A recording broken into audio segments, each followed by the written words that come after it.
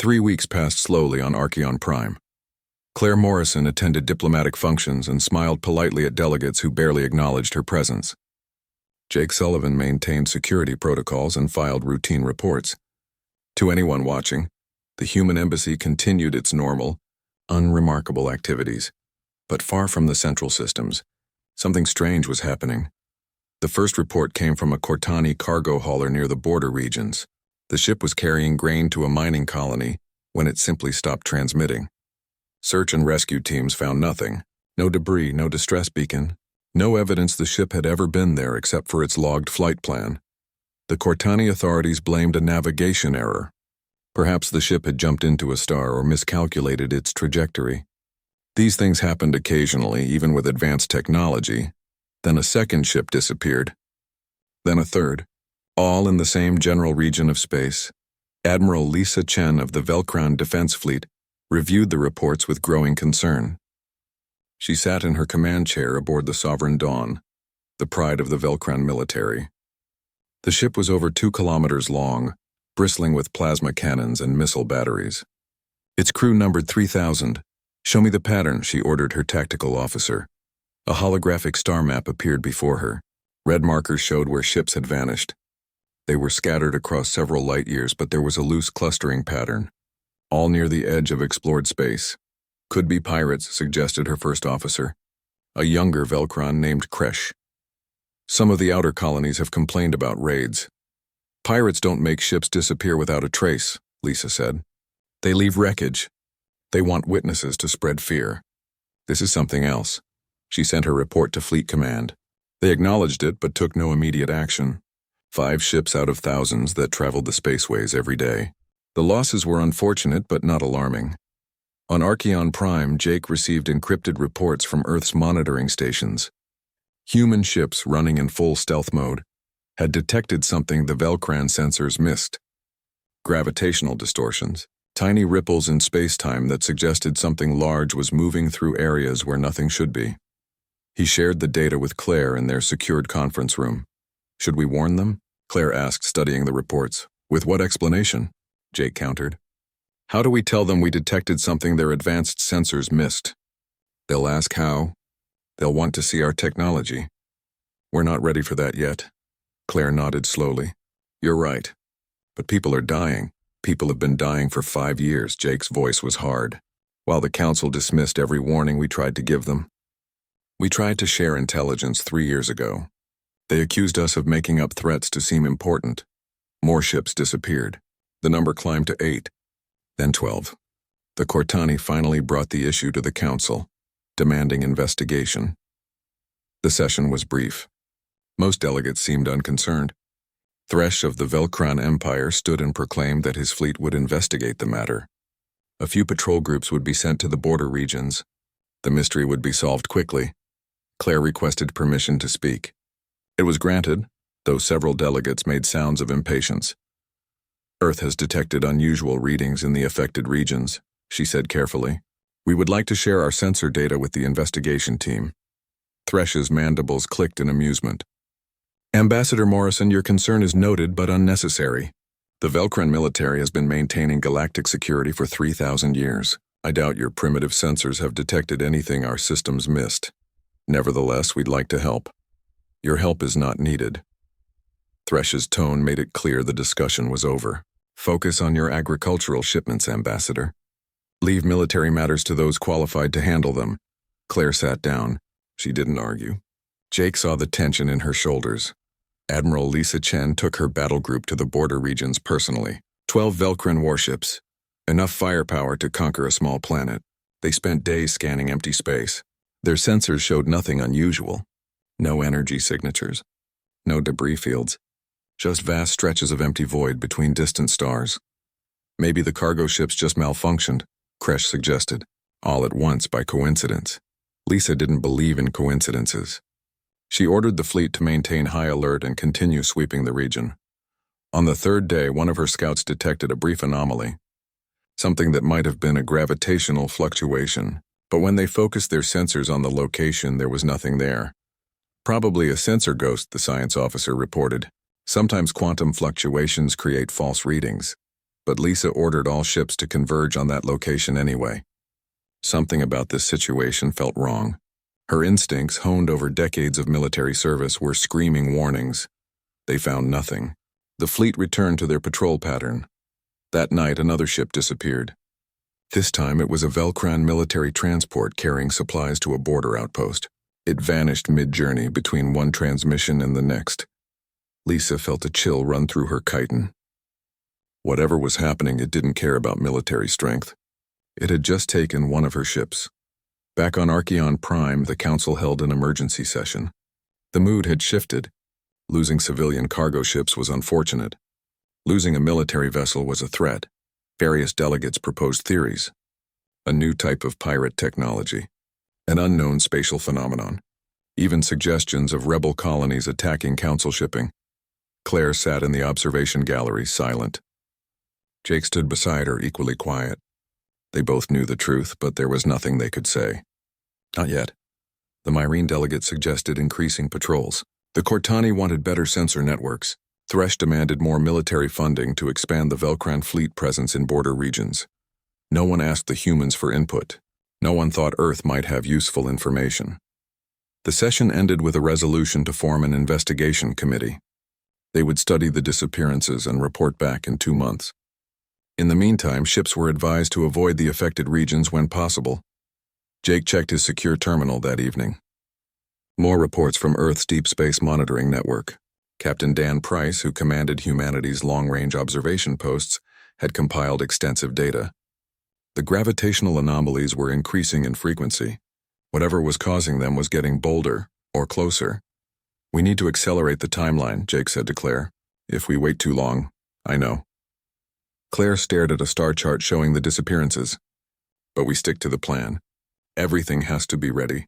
If we reveal ourselves too early, before the demonstration is prepared, they'll demand to see all our technology. We'll lose the advantage.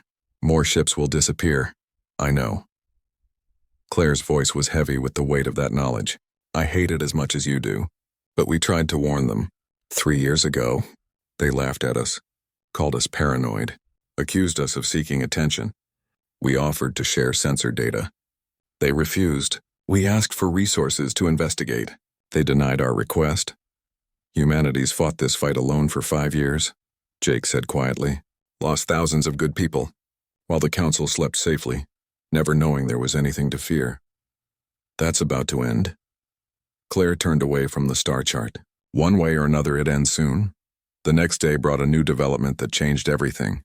A junior Cortani analyst named Vree presented findings to her superiors. She had analyzed all the disappearance reports and found a pattern. The vanishings were moving. Slowly but steadily, they were progressing toward more populated systems, toward the core worlds, toward the heart of Council space. Her superior, a senior analyst named Torvin, reviewed her work and dismissed it. "You're seeing patterns in random data," he said. "Ships disappear all the time for various reasons. There's no evidence of coordinated movement. But sir, if you look at the timeline, I've looked at it. Your analysis is based on insufficient data and flawed assumptions. Do not present this to anyone else. We don't want to start a panic over coincidental statistics." Vree accepted the dismissal, but she kept her data. She wasn't convinced she was wrong. That evening, every major news network in Council space received an identical anonymous message. It contained no words, no explanations, just a set of coordinates and a timestamp. The coordinates pointed to a location directly above Archeon. Prime. Empty space where nothing currently existed. The timestamp was 72 hours in the future. The message spread across the galactic networks within minutes. Speculation exploded. Was it a threat, a hoax, some kind of publicity stunt? Claire watched the news coverage from her embassy quarters. Jake stood beside her, arms crossed. "It started," she said simply. "No going back now." Jake agreed. On Earth, in a secure bunker deep beneath the Pentagon, General Aaron Brooks reviewed the final preparations. Everything was ready. The ships were in position. The crews were prepared. All they needed now was the signal. Secretary of Defense Kate Palmer entered the room. "The President wants confirmation." "Are we absolutely certain about this?" "As certain as we can be," Brooks replied. "The Council needs to understand what humanity really is. What we've been doing while they dismissed us? This is the only way. A lot could go wrong. A lot already has gone wrong. Brooks pulled up casualty reports on his. 2 weeks after the revelation at Archeon Prime, the galaxy was still adjusting to its new reality. Claire Morrison sat in the council chamber, no longer in the observation gallery but at the main floor with the other full delegates. Her nameplate read, Earth Full Member, in glowing letters that shifted through multiple languages. It still felt strange to see it. The session today was different from any in council history. Human technical advisors stood beside nearly every delegate, sharing data on portable screens. The topic was dimensional physics, and for the first time in 3,000 years, the Velcran were taking notes instead of giving orders. Admiral Lisa Chen appeared via holographic projection from the human training facility on Earth's moon. She had spent the past 2 weeks learning everything humanity knew about fighting void dwellers. The experience had been humbling. She stood before the council now to make her report. Our previous tactical doctrines are completely obsolete against dimensional threats, she said bluntly. Everything we thought we knew about space combat is wrong. Energy shields don't work. Plasma weapons are useless. Our sensors can't even detect the enemy. We have been, in human terms, bringing knives to a gunfight. She pulled up comparative data. In simulation exercises, Velcran battle groups engaged void dweller forces. Without human support, our survival time averaged 4.3 minutes. With human weapons and sensors but using our traditional tactics, we lasted 9 minutes. Only when we fully adopted human dimensional combat doctrine did we successfully eliminate the threats. Thresh sat quietly in his seat. He had changed in the past 2 weeks. His arrogance was gone, replaced by something that looked like respect. How long until our fleets can operate independently against these threats? Years, Lisa answered honestly.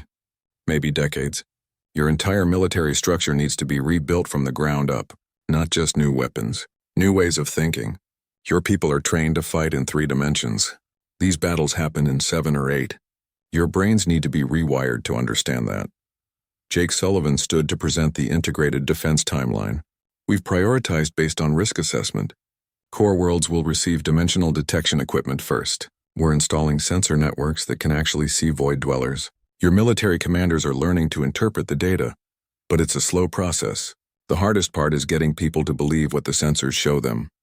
He pulled up footage from a recent training session. A Cortani captain stared at a screen showing a void dweller approaching his ship. The creature wasn't visible to normal sensors or the viewport, but the dimensional scanner showed it clearly. The captain kept looking out the window, trying to see the threat with his own eyes even though there was nothing visible there. His human advisor had to physically block his view and force him to trust the instruments. This is the biggest challenge, Jake explained. Your people are used to fighting enemies they can see. These enemies exist partially outside normal space. You have to trust technology that shows you things your eyes say aren't there. It goes against every instinct. Captain Dan Price joined the session via his own holographic projection. He looked better rested than the last time the council had seen him. The secret was finally out. The burden of 5 years of hidden war had been lifted. We're establishing joint training facilities at 12 locations throughout council space, he reported. Human instructors are working with your military personnel. Initial results are mixed. Some species adapt quickly. Others struggle with the conceptual shift.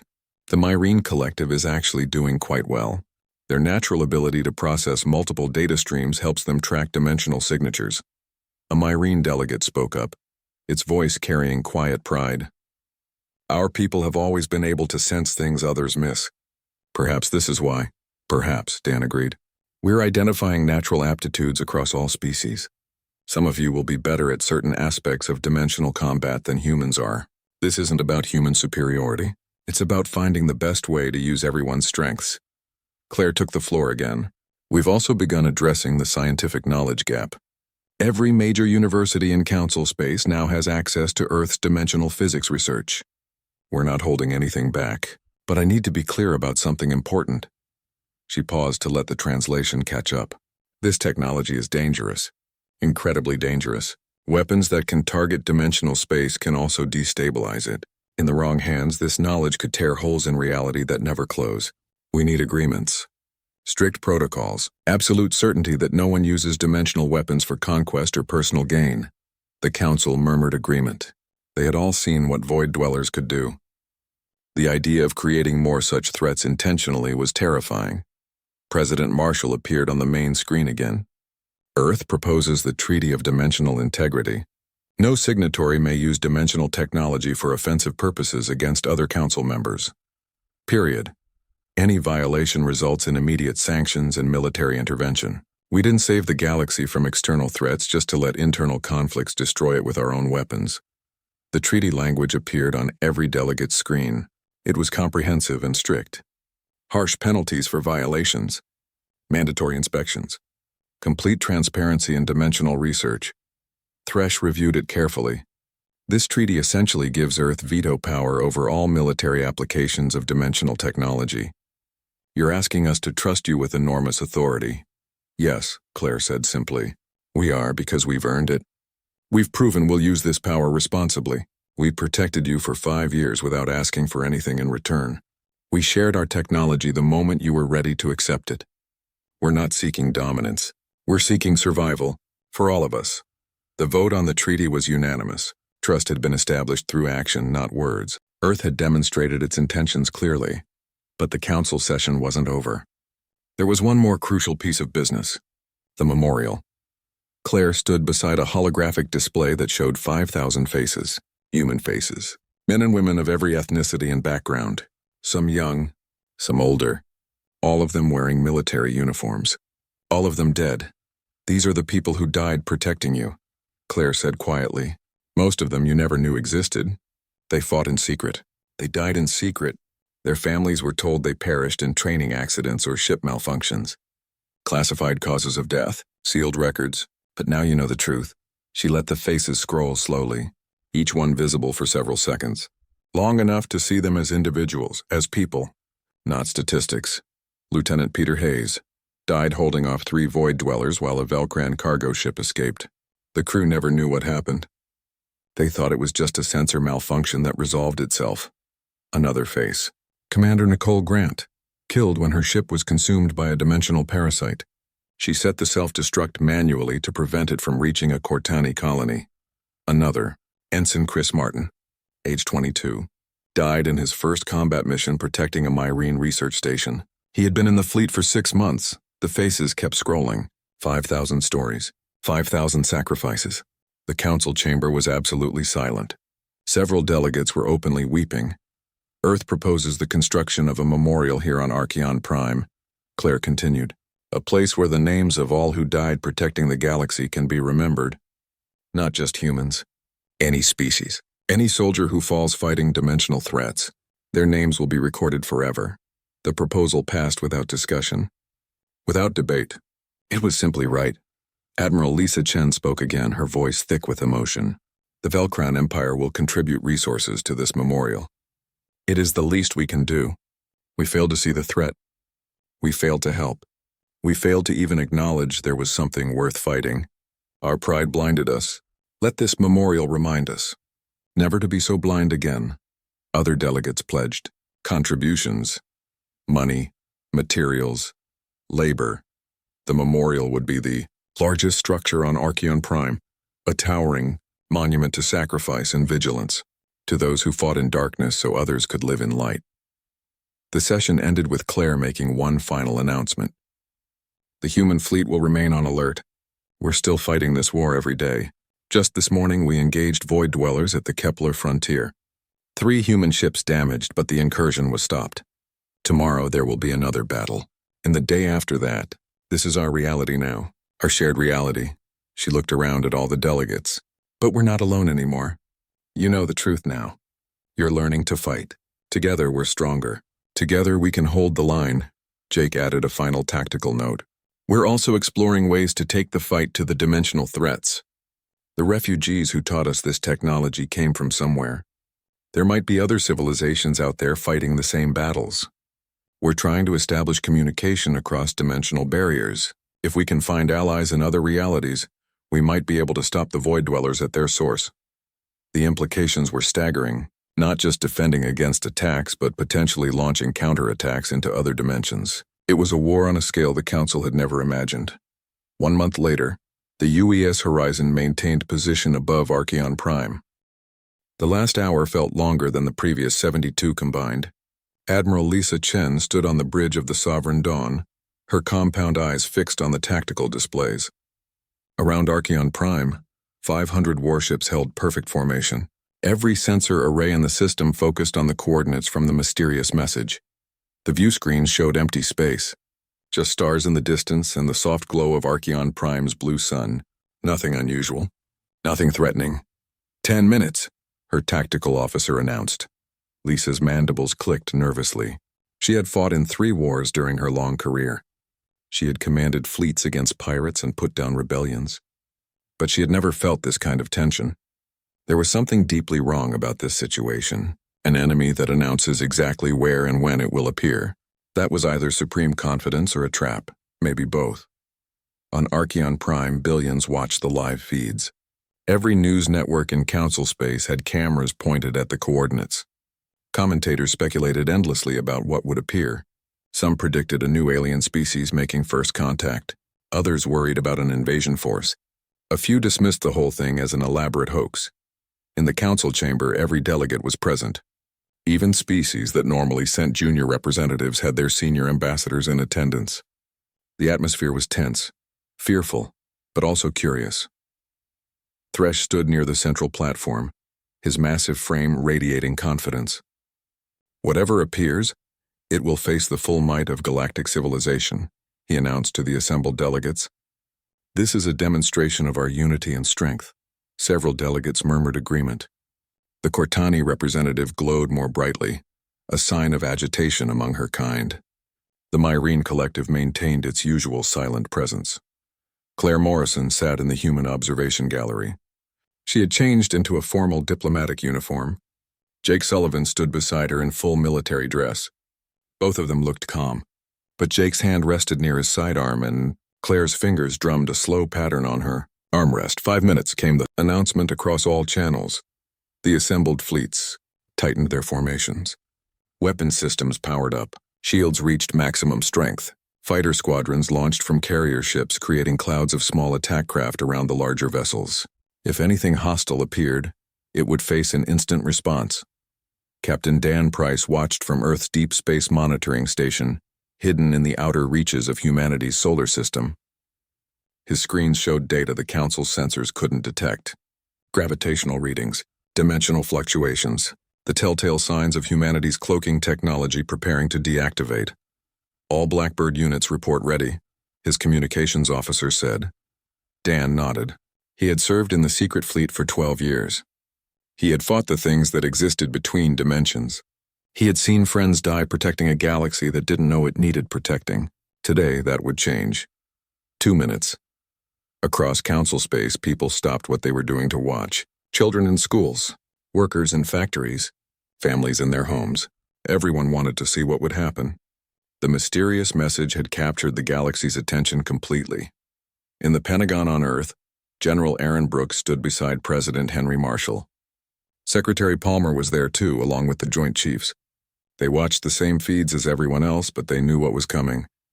Last chance to call it off, Marshall said quietly. No, sir, Brooks replied. This needs to happen. They need to see the truth, Marshall nodded. Then God help us all. 1 minute. The tension was unbearable now. On the Sovereign Dawn, Lisa Chen's crew was absolutely silent. Every eye was fixed on the view screens. Every hand was ready at their station. 30 seconds. Jake Sullivan allowed himself a small smile. Claire noticed and squeezed his hand briefly. They had waited so long for this moment. 10 seconds. The countdown appeared on screens across the galaxy, numbers ticking down. 9, 8, 7. The Velcran targeting computers locked onto the coordinates. If anything appeared, they would fire instantly. 6, 5, 4. Claire took a deep breath. 3, 2, 1, 0. For a heartbeat, nothing happened. The coordinates remained empty. Then space itself seemed to change. Not explode. Not tear, just change. Like reality was shifting slightly, showing something that had been there all along but invisible. The sensors went crazy. Every ship's warning systems activated at once. Alarms blared across 500 bridges. Tactical officers shouted in confusion as their displays showed readings they had never encountered before. Something was appearing. Something big. The first vessel to become fully visible was enormous. It was shaped like a wedge, all angles and sharp edges. Its hull was the deepest black anyone had ever seen, darker than space itself.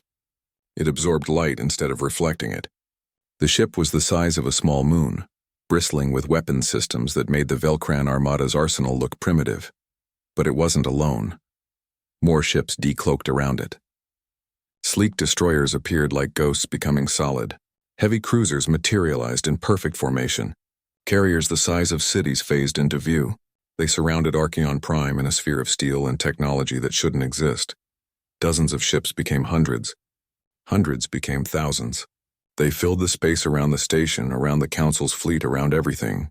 They had been there the entire time, watching, waiting, invisible. Every single ship broadcast the same identifier across all frequencies: United Earth Defense Force. On the Sovereign Dawn, Lisa Chen felt her blood run cold. The humans had been here, all around them. The entire time, her fleet, the Council's proud armada, had been surrounded for days and never knew it. How is this possible? Kresh whispered beside her. Their technology is primitive. They use fusion drives. They have no shields. How can they lied, Lisa said simply. Her voice was hollow with shock. About everything.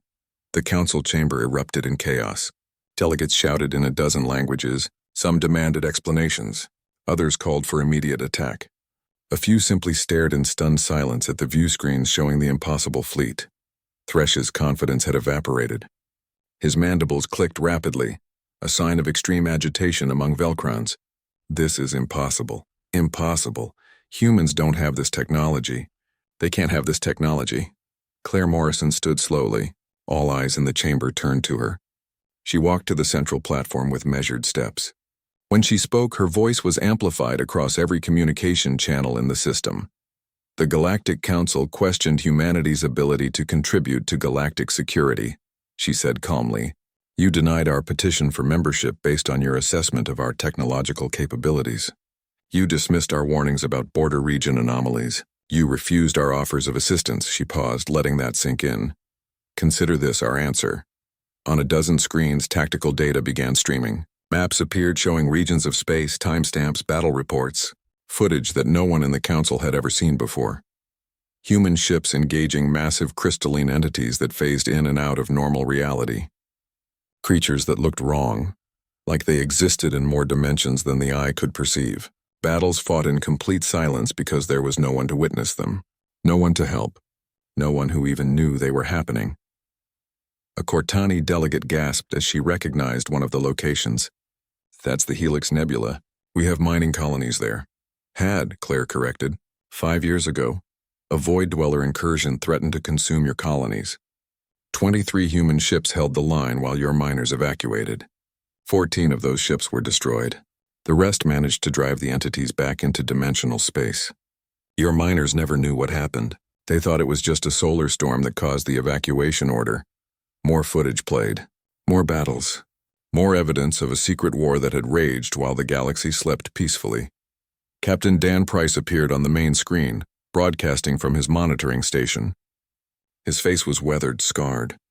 He looked older than his years. I am Captain Dan Price, commander of the Outer Perimeter Defense Network.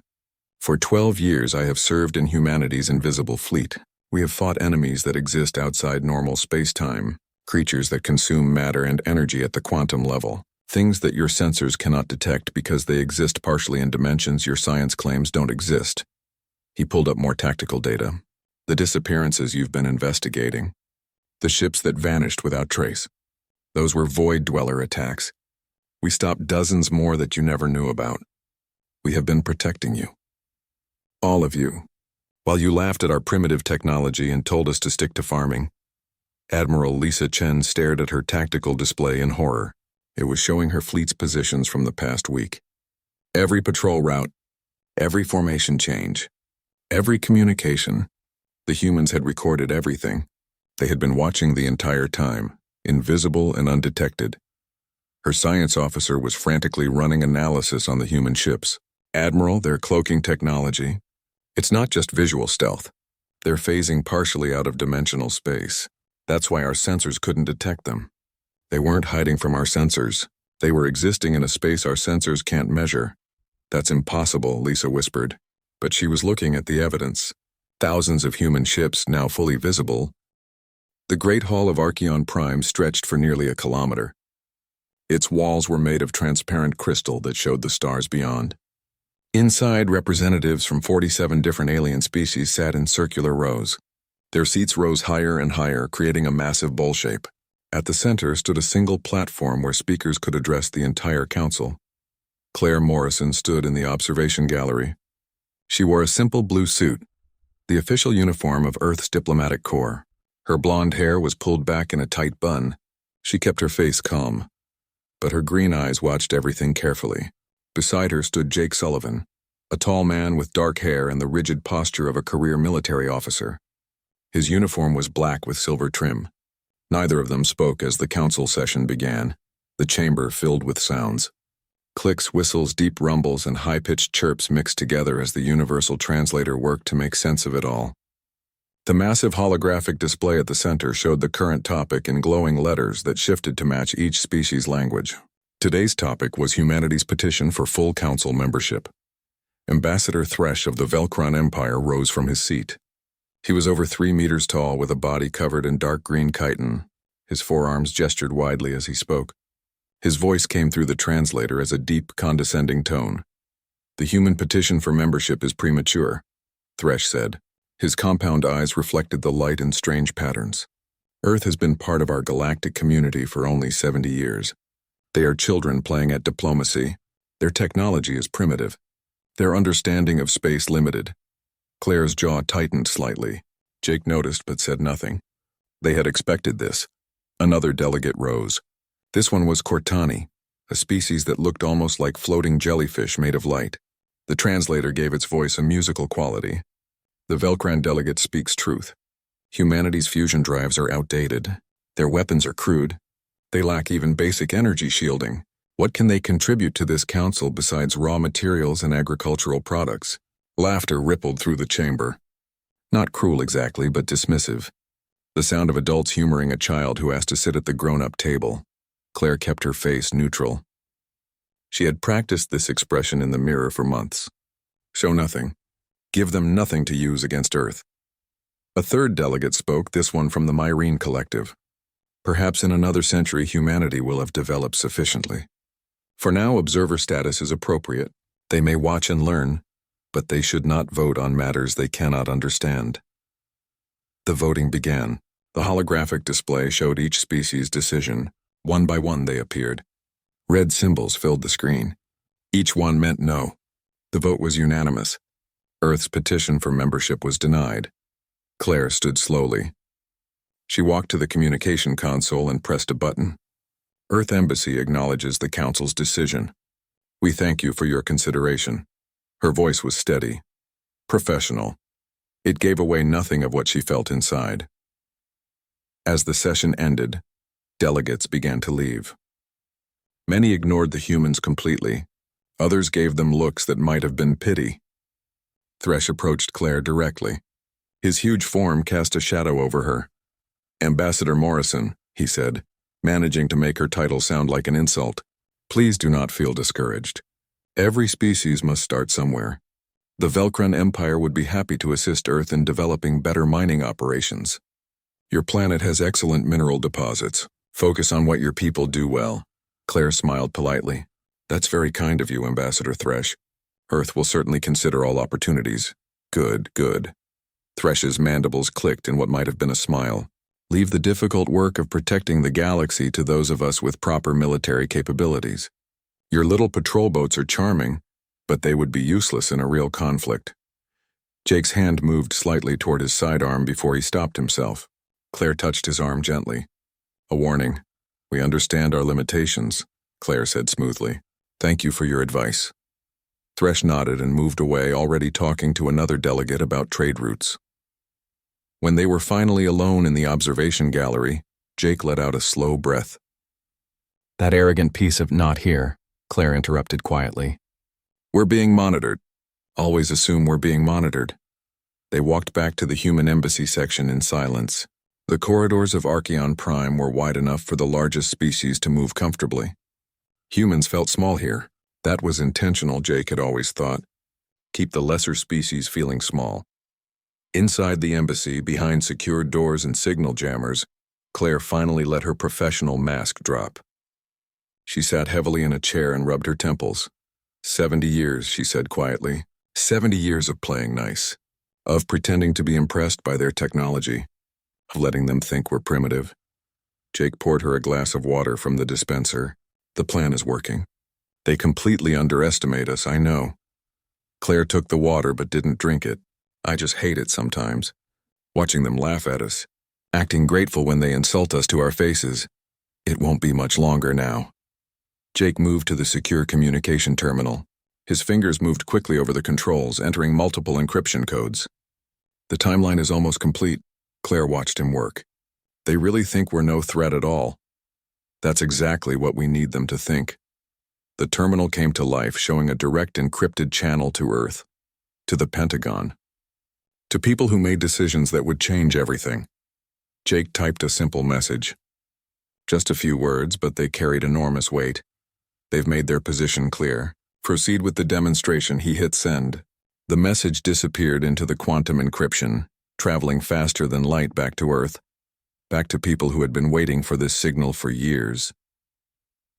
Claire stood and walked to the window. Outside, Archean Prime orbited a blue star. Ships came and went constantly. Velcran warships, massive and powerful, moved with the confidence of a species that had never been challenged. Cortani traders flickered in and out of existence as they used their advanced jump drives. Dozens of other species, all of them more advanced than humanity. All of them certain of their superiority. Do you think they'll understand? Claire asked. When they see the truth? Jake joined her at the window. They'll understand that they made a mistake. Whether they learn from it is up to them. A lot of people worked very hard to keep our secrets, Claire said. A lot of sacrifices were made. I know. I've read the casualty reports. Jake's voice was heavy. All those pilots and soldiers who fought and died, and the galaxy never knew. Never thanked them. Never even knew there was something to fight. That's about to change. Yes.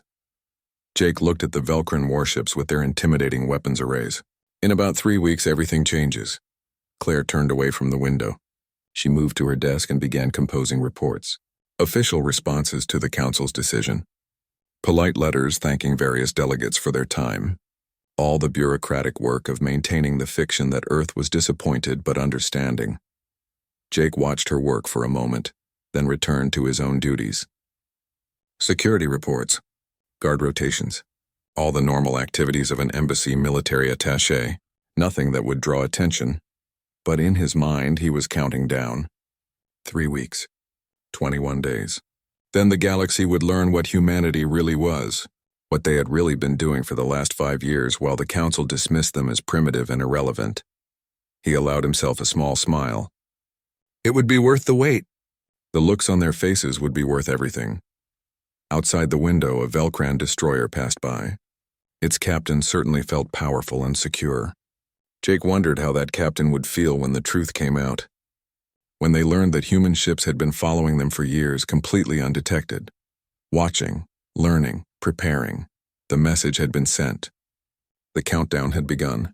Soon, very soon, the galaxy would fall silent in shock, and humanity would finally stop pretending.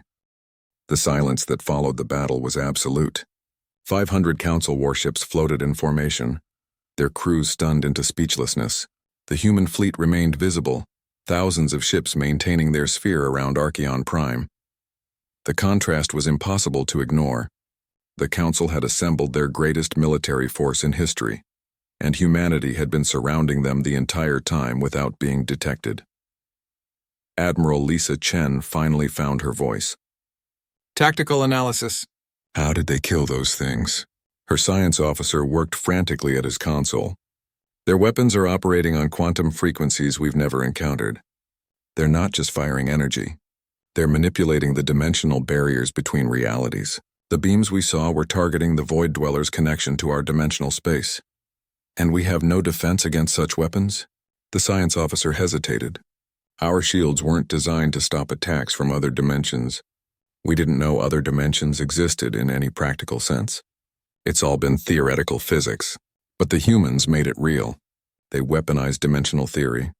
On Archeon Prime, the council chamber remained in chaos. Delegates shouted over each other in dozens of languages.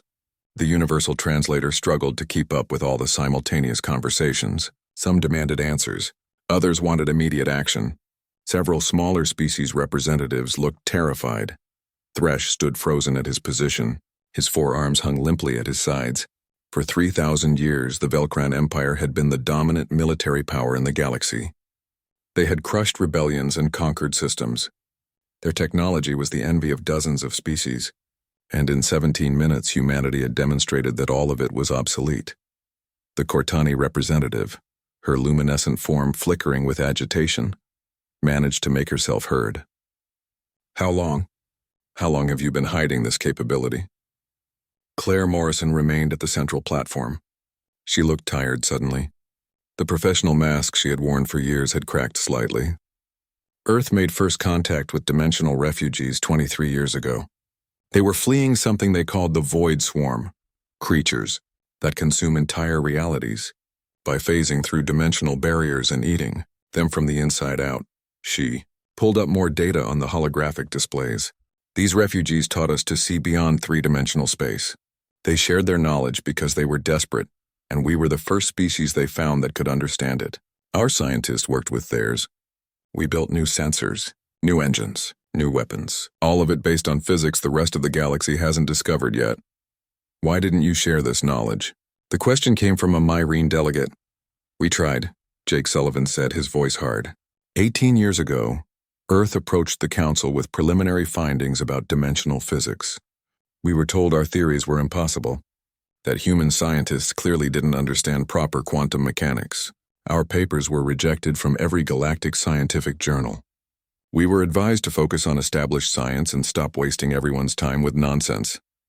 He pulled up communication records, actual messages from Council representatives dismissing human research, rejecting funding proposals, denying access to advanced research facilities.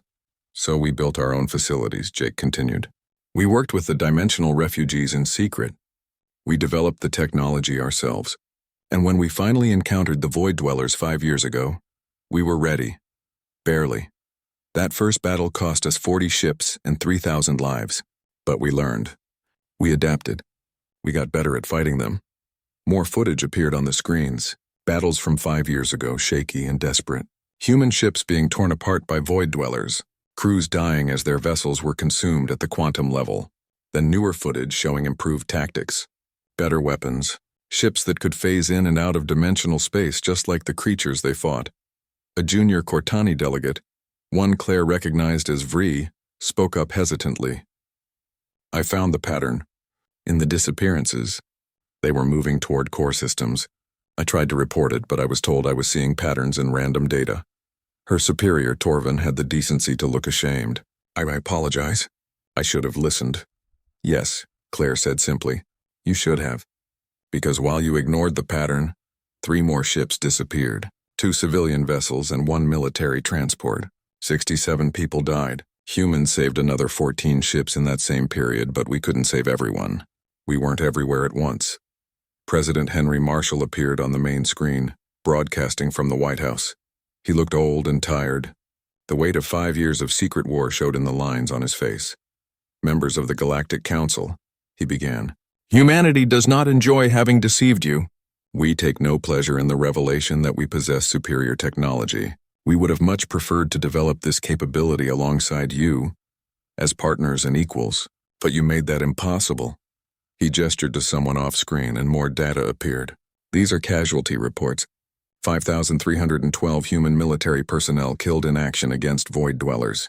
8,743 wounded. Hundreds of ships destroyed or damaged, all while protecting a galaxy that believed we were primitive and useless. The numbers hung in the air. Real people. Real lives. Given to protect species that had mocked them. We're not angry, Marshall continued. We're disappointed. We hoped for better, but we fought anyway because it was right. Because the galaxy deserved protection even if it didn't appreciate the protectors. Because that's what civilized species do. Thresh finally found his voice. It was quieter than before. Less certain. What do you want from us? You have demonstrated your superiority. You could conquer the Council if you wished. Conquest? Claire laughed, but there was no humor in it. Ambassador Thresh, we don't want to conquer anyone. We want you to survive, all of you. Because the Void Dwellers are just the beginning. The dimensional refugees warned us about other threats. Things that exist in spaces between realities. Entities that view our entire dimension as food. She pulled up a star map showing human defensive positions. For 5 years, we've been building a perimeter around Council space. Not to contain you, to protect you. We've been fighting battles at the edges of known space while you slept safely and called us farmers. The map showed hundreds of engagement points, small battles, major conflicts, a constant war that no one knew was happening. Human ships holding lines against threats that shouldn't exist. Captain Dan Price spoke again from his monitoring station. We've identified 17 different types of dimensional threats. The Void Dwellers are the most common, but there are worse things, entities that can possess entire planets, creatures that feed on consciousness itself, things that exist as mathematical concepts made flesh, all of them trying to break through into our reality. He zoomed in on specific battles. We've lost entire crews to mind-consuming entities. We've had ships infected with dimensional parasites that had to be destroyed with all hands aboard. We've fought things that don't die when you kill them because they exist outside linear time. And we did all of this alone. Because you wouldn't listen. Admiral Lisa Chen finally spoke. Her voice was transmitted across all channels. On behalf of the Velcran Defense Fleet, I apologize. I personally dismissed human warnings 2 years ago. I told my superiors that Earth was exaggerating minor phenomena to gain attention. I was wrong. Completely catastrophically wrong. Other voices joined hers. Delegates who had voted against human proposals. Scientists who had rejected human research. Military commanders who had dismissed human intelligence reports. One by one, they acknowledged their mistakes. But Claire raised her hand for silence. We appreciate the apologies, we do. But apologies don't bring back our dead. Apologies don't change 5 years of fighting alone. What we need now is action. Real, concrete action. She pulled up a document on the holographic display. This is a proposed framework for integrated dimensional defense. It includes technology transfers, joint training programs, and a complete reorganization of galactic military command structures. Earth is prepared to share everything we've learned, every technological advancement, every tactical doctrine. But there are conditions, Jake Sullivan read from the document. First, humanity receives full voting rights in the Galactic Council effective immediately. No more observer status. No more being dismissed as primitive children. We vote on all matters that affect galactic security. Second, Claire continued, Earth assumes primary command authority over all dimensional threat response operations. We have the experience and the technology. You have the numbers and resources. Together we can build a real defense. But the command structure must be clear. Third, all signatories commit to mandatory dimensional physics education and training. Your scientists need to understand what we're fighting. Your military personnel need to know how to recognize dimensional incursions. This knowledge cannot be restricted to Earth alone. The document scrolled on, listing dozens of specific provisions, resource allocations, technology sharing agreements, command hierarchies. It was comprehensive and detailed. The work of years of planning. This is not a negotiation, President Marshall said firmly. This is reality.